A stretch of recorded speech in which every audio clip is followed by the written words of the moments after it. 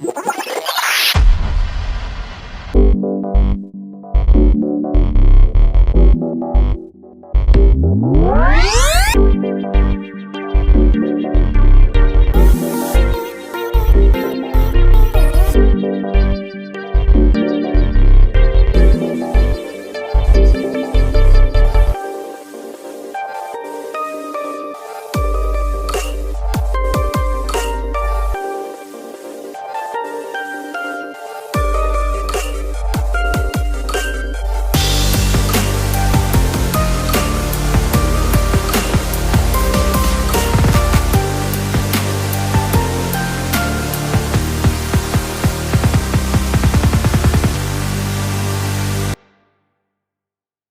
everyone, and welcome to Canadians with Disabilities and Their Allies podcast. My name is Brent. I'm the host, and today I have Eric Doherty joining me.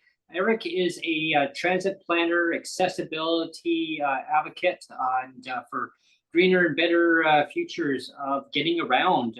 So many ways of getting around without having to use your vehicle. Transit is way better. Biking is great exercise, mobility, and Eric is here to talk about it, and welcome, Eric. Thank you for coming on. Thanks, Brent. Thanks for having me here. Yeah, thanks. It's a great pleasure having you joining me today and talking about the benefits of accessibility and getting around communities a lot better. Of course, as we know, we need more bike lanes and bus lanes for sure. I'll get you to dive into that. Yeah, I'll dive in first of all, because I usually call them bike and roll lanes and bike and roll routes, because people who use wheelchairs and mobility scooters have the right to use these facilities. It's, and to me, it's kind of disturbing that it's taken so long for governments to say, yes, mobility scooters and wheelchairs are legitimate users of these bike and roll lanes and these bike and roll routes. It's not just for bicycles and skateboards. It's so important that they need to be prioritizing these accessibility routes for people to get around a lot more easier than all the congestion on the roads right now. As we know, there's increased population that's booming across the country, especially in British Columbia too, where 250,000 people came to BC just last year. So with that said, I mean, there's a major amount of more people that are going to be needing to use public transit. Like you mentioned, scooters, I mean, e-bikes, you name it, any kind of device to get around. I've seen people on these almost like skateboards there, Eric. I mean, they're just whipping by. I don't know how they can stick balance on those.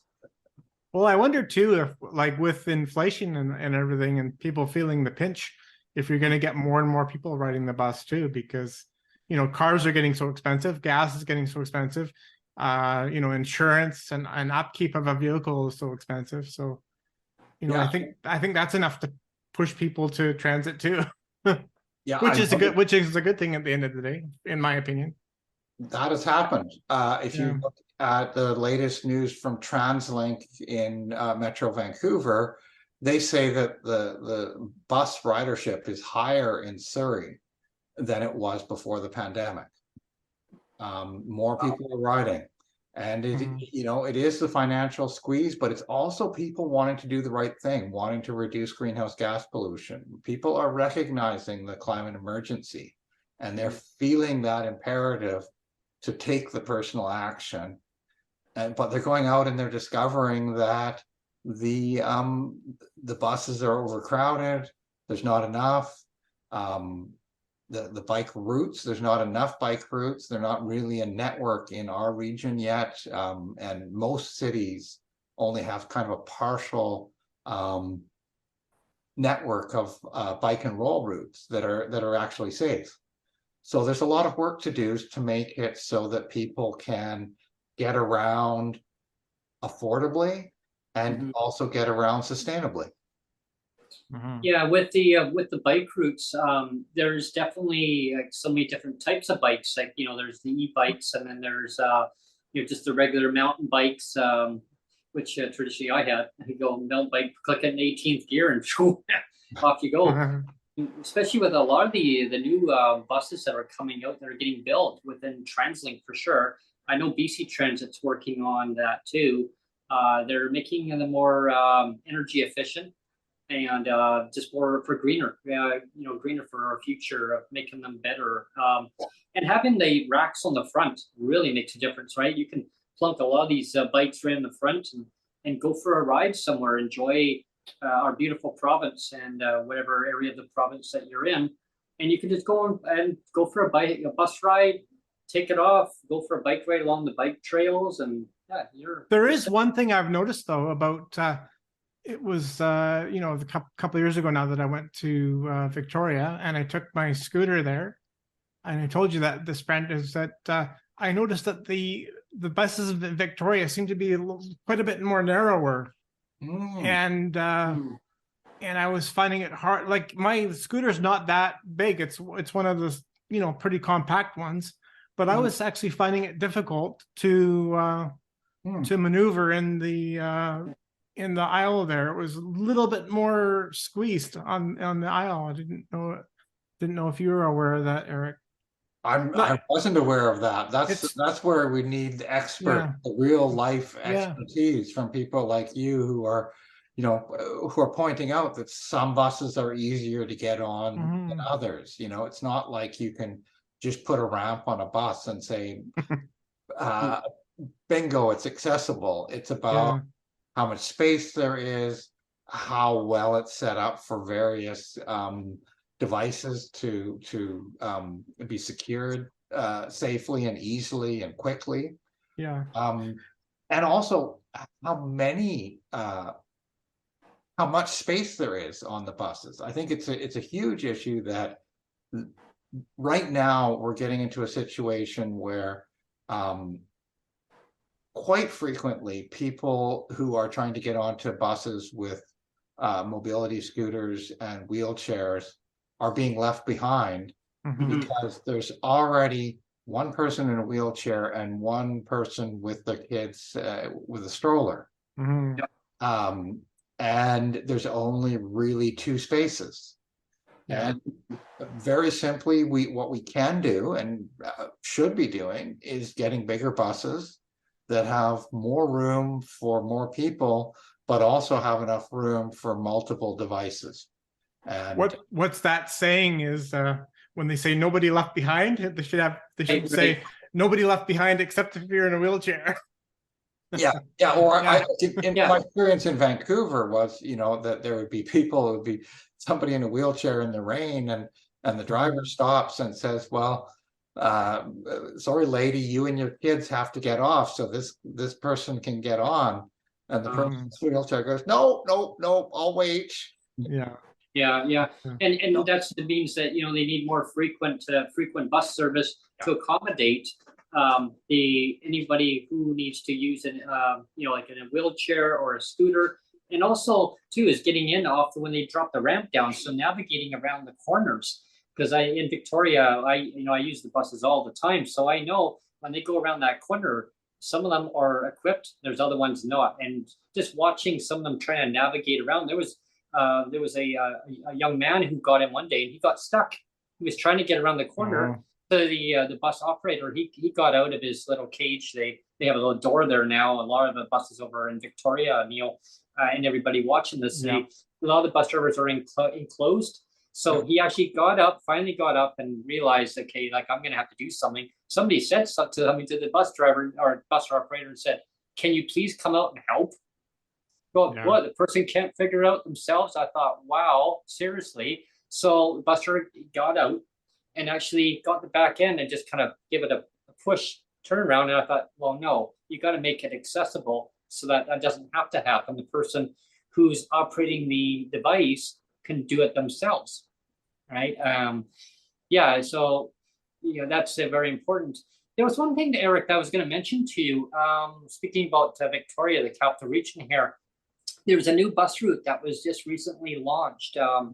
It's called the 95 Blink, So anyone who's not familiar with that, it's a rapid bus service from downtown Victoria to Langford. It was originally the number 50, and so the 95 Blink, it just replaced it. I don't know if it's really a Blink though, because I've taken it and it's not that fast, or it's really not. They've taken some stops out apparently, but I don't know. I haven't noticed anything different. Have you? Well, I went out and took a look at it. I rode my e-bike out. There's a really nice path that parallels the route. And what I saw is these supposed rapid buses stuck in traffic, going at about walking speed, along with other buses, along with a handy dart, an ambulance having to wind their way through, very slowly wind their way through this traffic jam in a place where bus lanes have been planned for decades. So really, this rapid bus just is only rapid for about a third of its route. 2/3 of it, it's stuck in traffic. That's not rapid. We need to get that other 2/3 of the bus route done. And to make it faster for this particular bus, all the local buses that use the same route, the handy darts, the ambulances, the fire trucks, all of these things that can use bus lanes. And it's a matter of priorities. And right now in this region, our example of where the money is going is that the government, federal and provincial money, is going in to build a new freeway interchange, what they call the Keating flyover interchange. And it's not even a full interchange, it's just one little weird ramp going over top of the highway, so that people no longer have to make left turns across the highway. $77 million. Whoa. And wow, that's where all the money has gone, where that could have been building our bus lanes for this new supposedly rapid bus. And that's the problem everywhere in the country. Anywhere you go, in Vancouver, you'll see Highway 1, provincial government is spending $1 billion adding extra lanes out into the valley, out into the suburbs. Instead of building bus lanes on the same highway, on the same route. And the bus lanes only cost 1/3 what adding a car lane does. They're much simpler to build. They've just basically the highways. Plus, emissions, definitely too. It lowers the emissions by having more buses going down there rather than all the vehicles everywhere. Well, I watched the one section where there is a bus lane. It's fairly short, but there's a very nice bus lane along the highway where this rapid bus goes, the 95 Blink. And I watched it at that point. I waited for one to come by, and it was amazing. You see this bus, just sort of the car. I was looking at the car, and the car was sitting there, all this rows of cars, not moving at all, really. And this bus just roars by and disappears into the distance. Yeah. The comparison to that for 2 kilometers farther up the highway where there's no bus lane, that bus is just, and you could see there's over 100 people on this double-decker bus, all sitting there going walking speed. Wow. I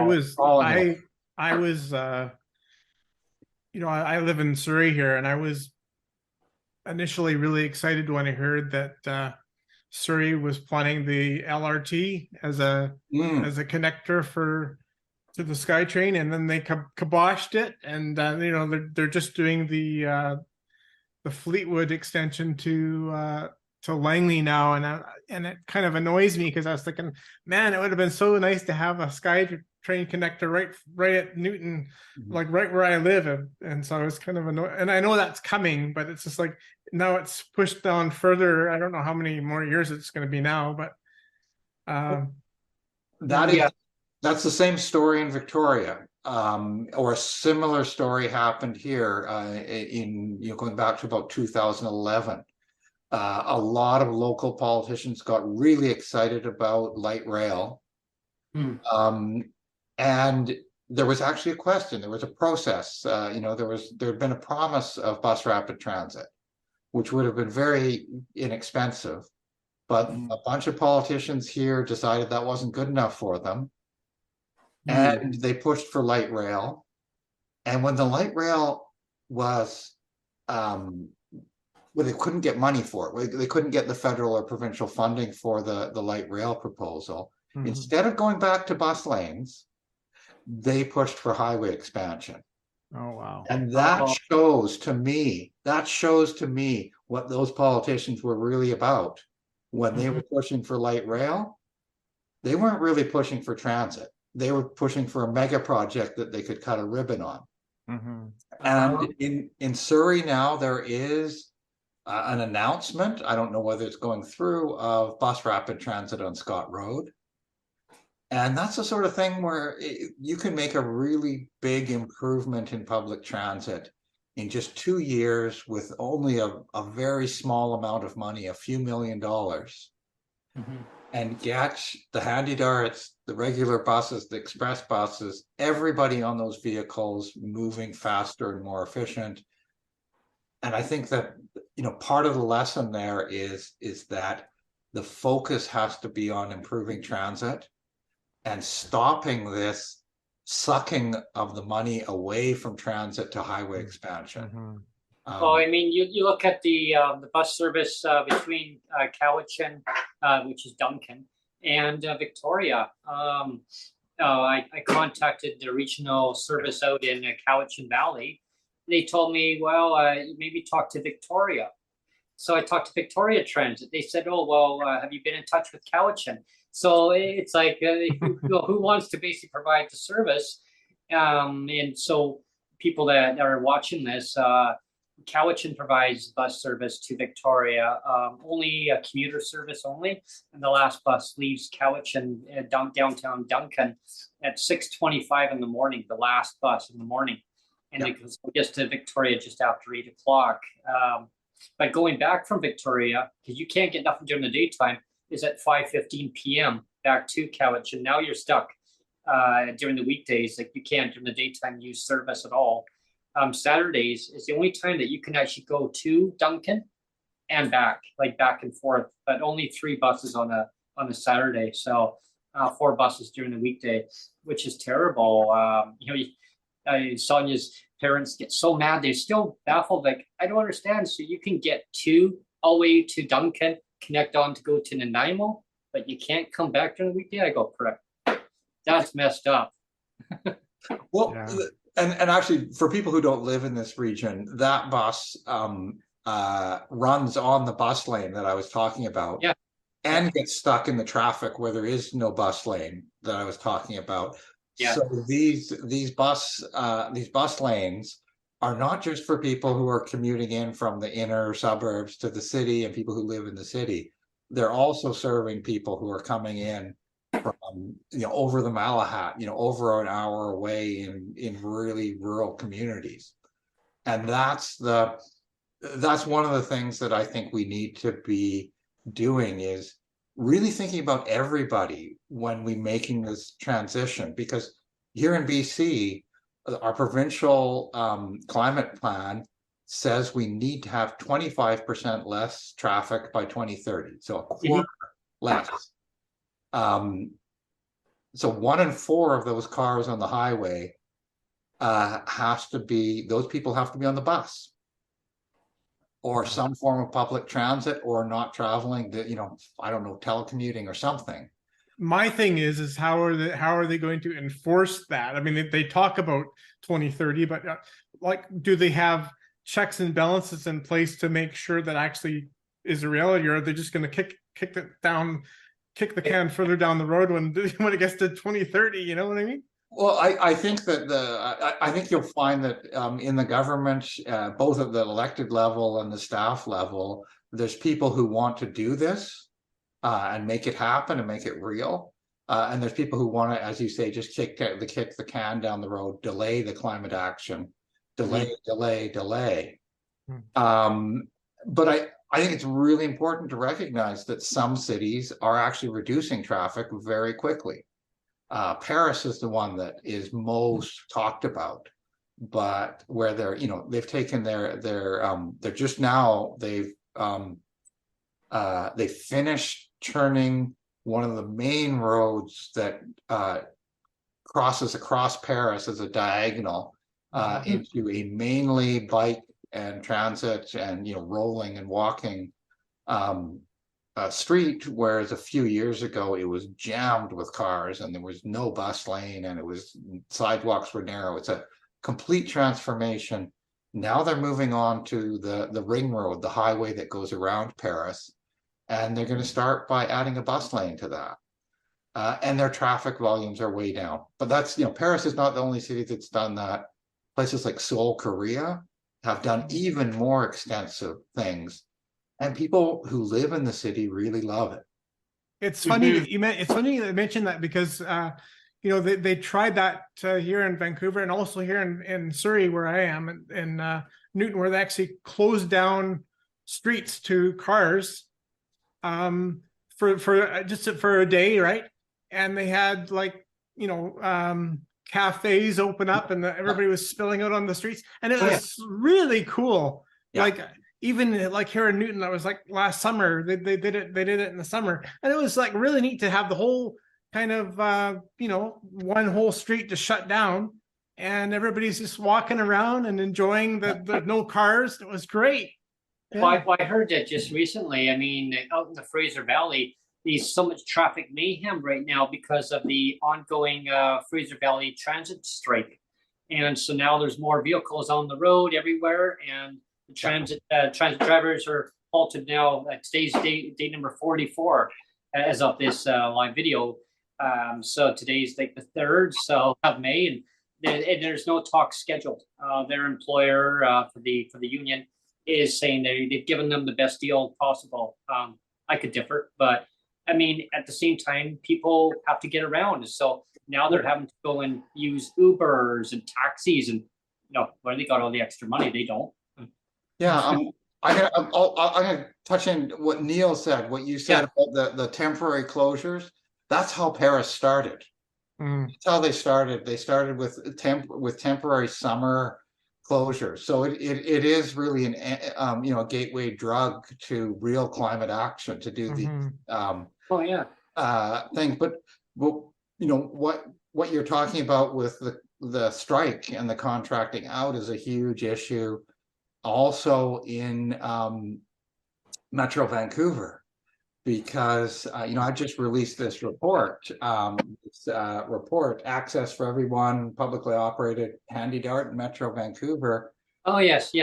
It's one of the main things that I discovered in researching that is that they've got it HandyDART contracted out to this private corporation.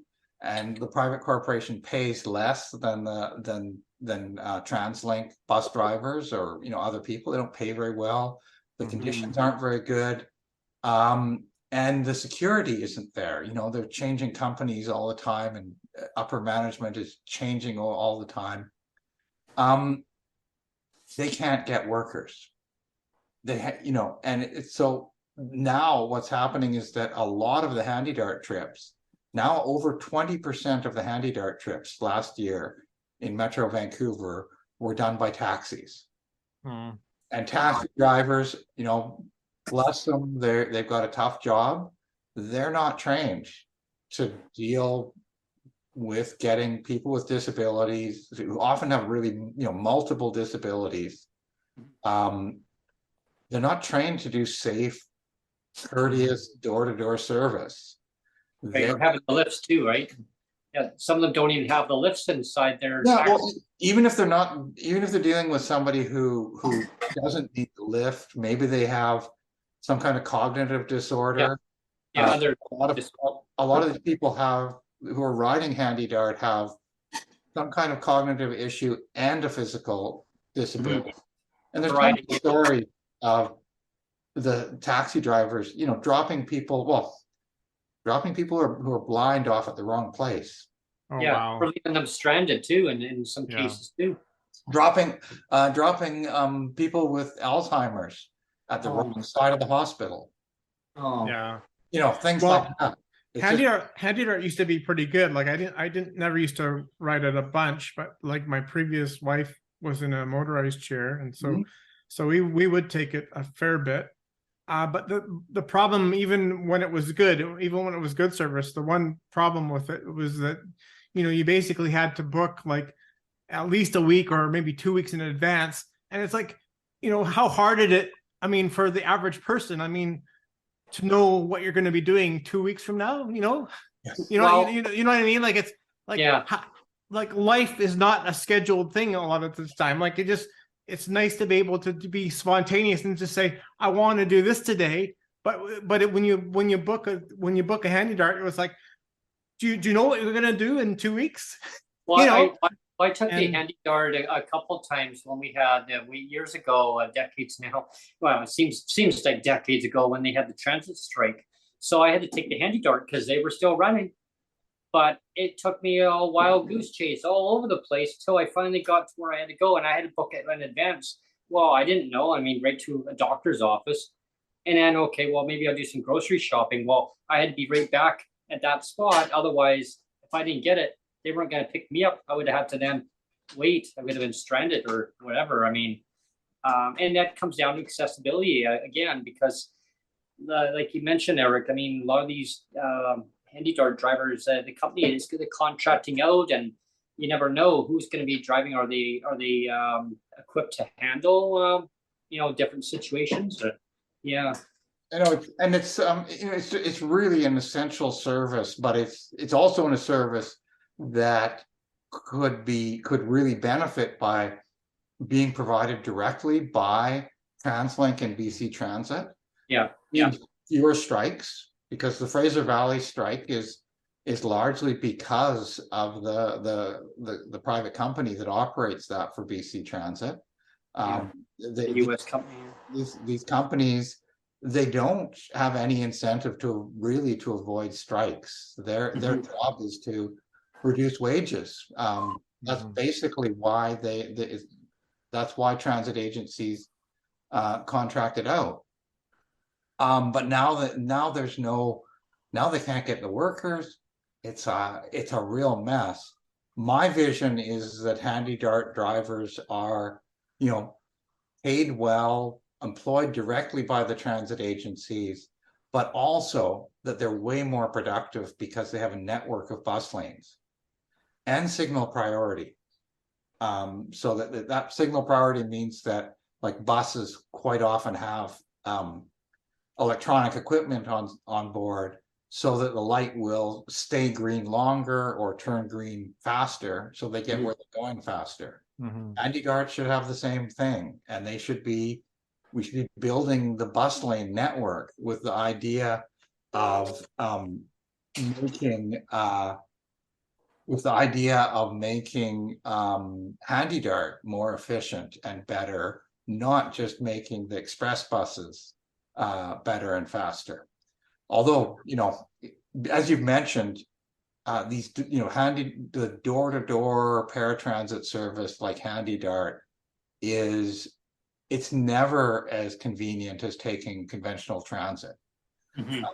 So, and that's the thing about it, is that when people can, most people, almost everybody will, if it's safe and it works for them, they will take conventional transit, because it gives you that freedom, particularly if there's a bus coming every 10 minutes, compared to hanging around for 45 minutes waiting for a handy dart.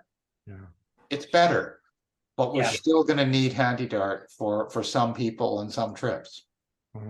Oh yeah, because I mean that gives people a choice of more frequent service by using a conventional bus.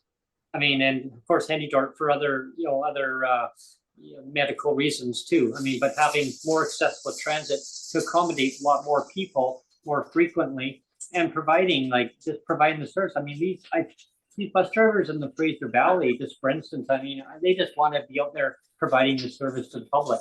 And they don't want to be having to deal with not providing a service. And I know, I mean, it's frustrating. And I guess the part that I'm really always baffled is, you know, they have BC Transit and then they got TransLink. Like, why not just make it one, you know, one service? I mean, We got about 3 or 4 minutes left, so I didn't know if you.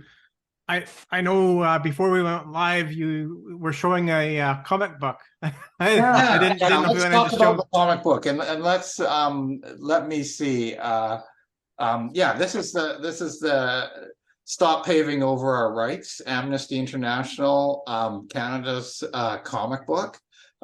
Just Google that and find it online, or maybe we can put the URL in the video or something. And it covers the case for people opposing highway expansion. You know, why you should oppose highway expansion. The fact that it actually makes traffic worse is something that people haven't quite grappled with yet. Because, you know, every time you widen a highway, you spend a few $100 million on a highway widening, it fills up, and the traffic congestion on the streets, the whole network around that gets worse. But if you put the same money into public transit, you get bus lanes and light rail or whatever kind of transit that really makes that doesn't get congested ever. You could put an LRT right down the middle of Highway 1, right down the middle there, right down all the way toward Chilliwack, all the way out. Yeah, I mean, there's tons of options like that, but I tend to focus on bus rapid transit because it can be done so quickly. Yeah, like that's being proposed now for, as I said, Scott Road. Yeah, you know, and the interesting thing about bus rapid transit is that you can build temporary bus lanes right away. A lot of cities have done this during COVID. Just within a few months, they built a bunch of bus lanes. And you know, now a couple of years later, they've decided to make them permanent. And now they're going back in to make the fancy bus lane, and it's going to take the busway with stations and stuff. And it's going to take a lot of time.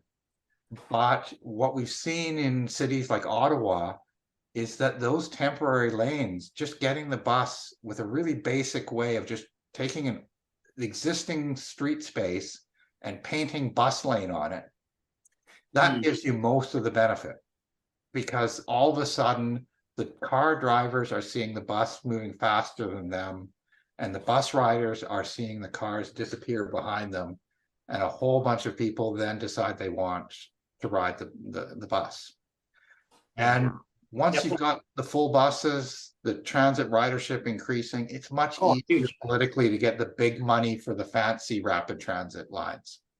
Yeah, it's a win-win situation for our climate. It's a win-win situation for everybody. If you take transit, I mean, if you like, what's that the movie Field of Dreams? Build it, they will come. Well, put the transit out, they will come. They will take it. Yeah, so I'm just gonna switch my background here. Oh, I love it. So it shows the last page of the comic, and it's as you can see, it's showing you know, a paratransit vehicle like Handy Dart but electric, bus lanes on both streets in both directions. So one's a busway, full dedicated busway with no cars at all. And the other one has bus lanes on the side and car traffic in the center. You can see the protected bike and roll lanes with people in mobility scooters making the choice whether they want to ride in the bike and roll lane or on the sidewalk. You know, you have the right to use either. And just showing how, like, that not only is this a desirable future, but none of this that's been shown there is particularly expensive. This is the same roads, the same road surface that was there before, that was just clogged full of cars.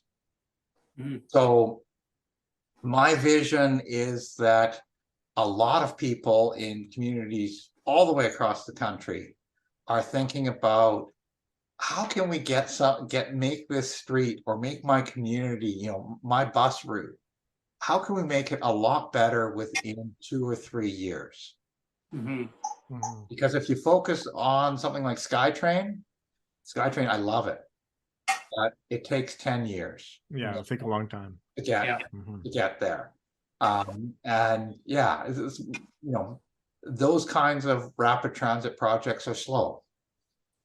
You know, the fast ones are running, but it's slow to get built, to get the planning, the financing, all that stuff.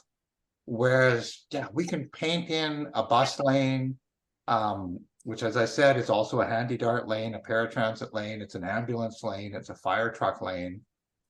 And we can paint in bike and roll lanes within a few months without a whole lot of money. And, you know, I was mentioning this one really small freeway interchange project in Greater Victoria, $77 million. Yeah, wow. You can build a lot of bike and roll lane for $7 million, Yeah. especially if you're just walking down concrete curbs to protect it and putting up signs and painting little emblems. So easy to do, you know. It just takes the willingness to actually saying, yeah, this is what we're doing. We're going to go and do. And we're in a climate emergency. If we don't do it, if we don't do it in cities all over the world, like I was saying, you know, like Paris and Seoul are way ahead of us. And many other countries, Bogota, Colombia, many countries, cities in Europe are all way ahead of us. But every city needs to be doing this. Otherwise, you know, transportation is one of the biggest sources of greenhouse gas pollution. We don't get fewer cars on the road. We're cooked. Really, like human society is cooked, and people with disabilities, as we saw with the heat dome here where 600 people died, a lot of those people, you know, people who are most vulnerable are people with disabilities. So I say we have to do this. We don't have a choice.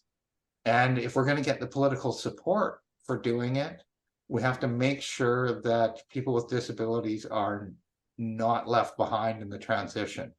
Make sure that they're welcome to use the bike and roll lanes with mobility scooters. Make sure that there's room for wheelchairs on the buses. Absolutely. Well, thank you so much, Eric, for coming on.